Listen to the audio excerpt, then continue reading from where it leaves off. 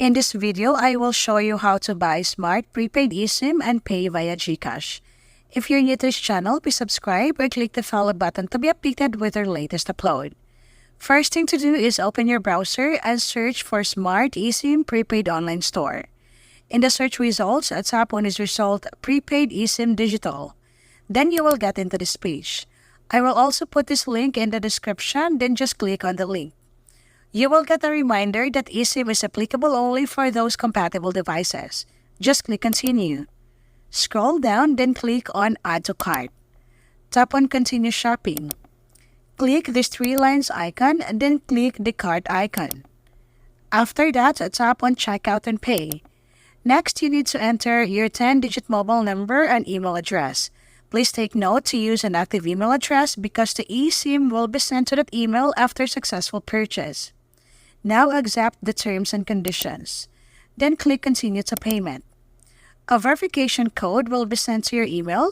Copy the code and paste it back in the box. Now click Next. Click this option for the payment method. Scroll all the way down, then click Next. Now select your preferred payment method. If you want to pay using Gcash, click this QR page. Now take a screenshot of this QR code, then go to your Gcash app. Tap on this QR code button in your Gcash app. Then select Upload QR code. Select the QR code screenshot. Now click the Pay button and it will process the payment. You can take a screenshot or save a receipt of this payment in case something went wrong.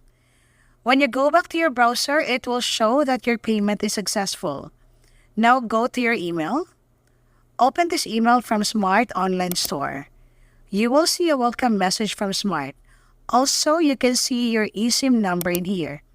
To install the eSIM, you need the QR code.